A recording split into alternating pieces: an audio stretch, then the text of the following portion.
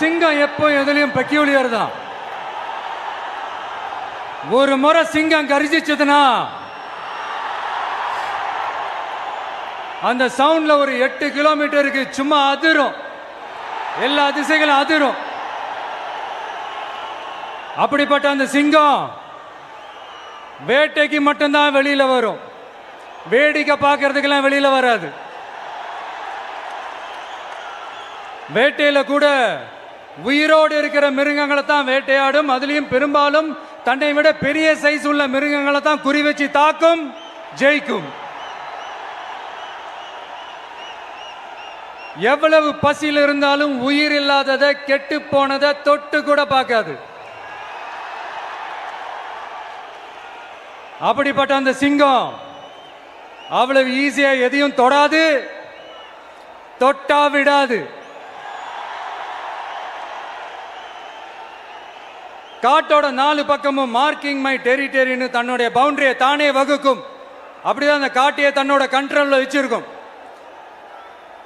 சிங்கத்துக்கு கூட்டத்தோட இருக்கிறதுக்கும் தெரியும், தனியா இருக்கிறதுக்கும் தெரியும்.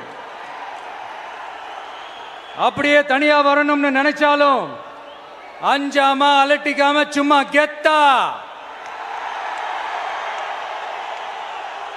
தனியா வந்து அத்தனை பேருக்கும் தண்ணி காட்டும். எப்போ எதிலையும் தன்னோட தனித்தன்மையை இழக்கவே இழக்காது. Yes, a lion is always a lion.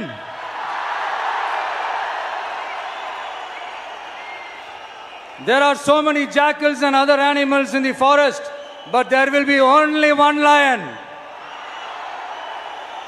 And even if it is single, it will be the king of jungle.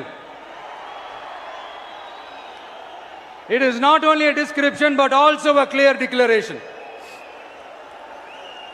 சிங்கத்தை பத்தி பேசிட்டு நம்ம சிங்க குட்டிகளையும் சிங்க பெண்களையும் பத்தி நம்ம பேசாம இருக்க முடியுமா? அவங்கள எப்படி நான் மறப்பேன்? அவங்க தான் என்னுடைய உயிராச்சே, என் நெஞ்சில் குடியிருக்கும்.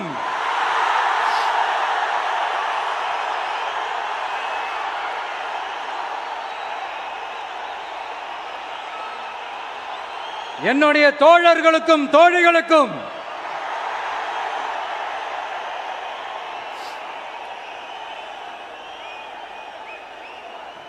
நேர்ல வர முடியாத சூழல்ல வீட்டில் இருந்துகிட்டே நம்மளோட இந்த மாநாட்டில் நேரலை வாயிலாக கலந்துகிட்டு இருக்கிற என்னுடைய அம்மாக்கள், அக்கா தங்கைகள், அண்ணன் தம்பிகள், நண்பர்கள் அனைவருக்கும் என்னோட உயிர் வணக்கம்.